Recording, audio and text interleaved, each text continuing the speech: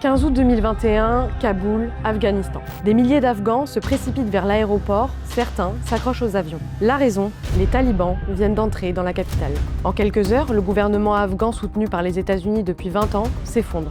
C'était il y a 5 ans, jour pour jour.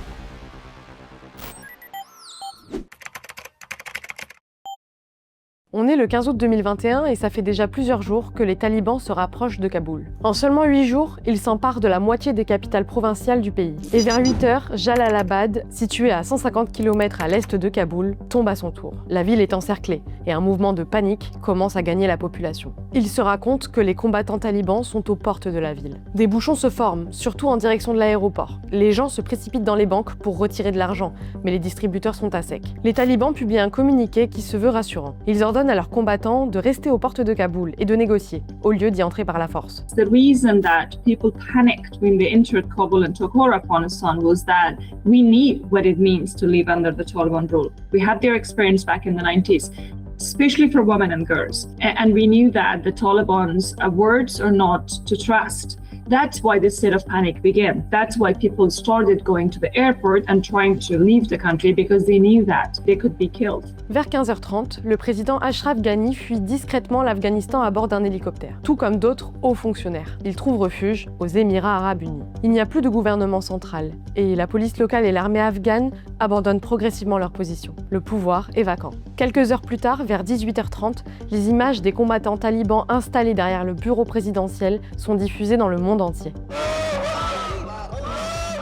I could never foresee a full takeover. That was insane. And I still believe that as much as of a surprise that it was for us, it was a surprise for themselves too.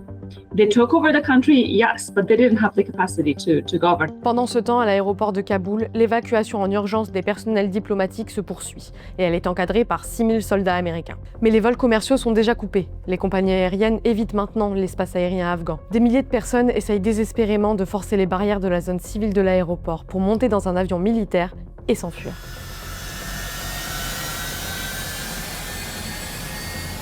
Les forces américaines vont jusqu'à tirer en l'air. En à peine quelques heures, c'est l'ensemble du régime afghan qui s'écroule. Un régime mis en place il y a 20 ans et soutenu par les États-Unis. Avant lui, ce sont justement les talibans qui étaient au pouvoir.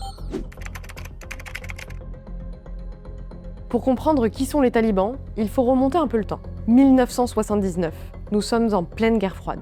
L'URSS envahit l'Afghanistan. Au départ, les soviétiques comptent mener une opération éclair pour soutenir le régime communiste en place à Kaboul. Mais ils s'embourbent dans un conflit qui va durer 10 ans.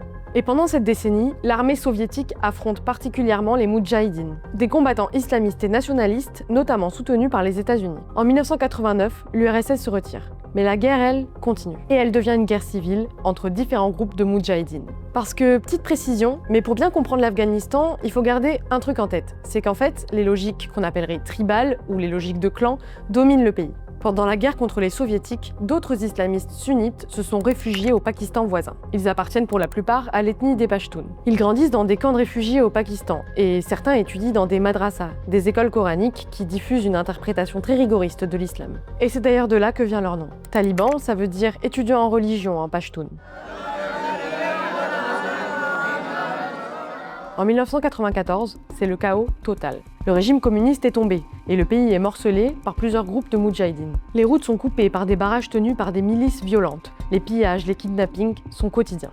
Le mouvement des talibans se structure militairement autour du Mollah Omar, dans la province de Kandahar, dans le sud du pays. Il rassemble ses étudiants en religion et, ensemble, ils se donnent pour mission de sécuriser les routes et de chasser les miliciens. Et dans un pays épuisé par la guerre civile, ça suffit à leur attirer assez rapidement le soutien d'une partie de la population. Le 27 septembre 1996, les talibans entrent dans Kaboul, sans grande opposition. Ils instaurent alors l'émirat islamique d'Afghanistan. Leur régime impose une application ultra rigide de la charia, la loi islamique. Les femmes sont largement exclues de l'éducation et de l'emploi, et leurs déplacements sont sévèrement restreints. La police religieuse surveille avec attention le respect de toutes ces règles. Les exécutions publiques ou les châtiments corporels pour contrôler la population sont fréquents. During their first takeover, people were really frustrated of war. The Taliban promised prosperity, peace, things are going to get better. That's what people wanted. And Afghans are really tired of war. And then they took over, and obviously they became to be one of the brutal, repressive regimes in the world, especially when it comes to women and girls. En 2001, les talibans détruisent les célèbres statues des Bouddhas de Bamiyan dans le centre du pays. Et cette destruction, elle choque le monde entier. Quand la destruction des Bouddhas fut ordonnée, cela provoqua des réactions dans tout le pays et ailleurs dans le monde. Les gens étaient en colère, mais parce qu'ils vivaient dans une dictature, ils ne pouvaient pas dire combien ils tenaient à ces vestiges qui ont été détruits. Les talibans jugent ces statues contraires à l'islam et coupables d'idolâtrie. À ce moment-là, on est en mars 2001 et on est à 6 mois d'un événement qui va changer le monde. 11 septembre 2001, les États-Unis sont attaqués sur leur sol. Et passé le choc, vient le temps de la réplique. Les responsables de l'attentat, donc les membres de l'organisation terroriste Al-Qaïda et plus précisément leur chef Oussama Ben Laden, se cachent en Afghanistan. Alors, les talibans et Al-Qaïda, c'est pas du tout la même chose. Il faut vraiment faire la différence. Contrairement à Al-Qaïda qui veut instaurer un califat international, les talibans, eux, ils se moquent un peu en fait de ce qui se passe à l'extérieur des frontières afghanes. Mais les deux mouvements ont quand même des liens. Certains dirigeants talibans ont en fait combattu aux côtés d'Oussama Ben Laden pendant la guerre contre l'URSS dans les années 80. Washington demande donc aux talibans de leur livrer Oussama Ben Laden. Cette demande est rejetée. On my orders, the United States military has begun strikes against Al-Qaeda terrorist training camps and military installations of the Taliban regime in Afghanistan. Le 7 octobre 2001, les États-Unis et leurs alliés bombardent l'Afghanistan. En 3 semaines, le régime taliban s'effondre. Ses dirigeants quittent les grandes villes et certains se cachent au Pakistan. Ils sont affaiblis, mais ça ne veut pas dire qu'ils disparaissent. Pendant 20 ans, ils mènent une guérilla dans les montagnes afghanes contre les Occidentaux et contre le nouveau régime en place. Pour financer cette guérilla, les talibans s'appuient sur un soutien logistique du Pakistan et sur diverses ressources économiques souterraines, comme le trafic de drogue avec le pavot, une plante qui permet de produire de l'opium ou de la morphine. Les Occidentaux, et particulièrement les États-Unis, mènent de nombreuses frappes aériennes qui touchent parfois les civils. Et ils s'appuient aussi sur des milices locales qui ne sont pas forcément très appréciées de la population. Le ressentiment populaire grandit. En 2012-2013, environ 130 000 soldats étrangers se trouvent sur le sol afghan.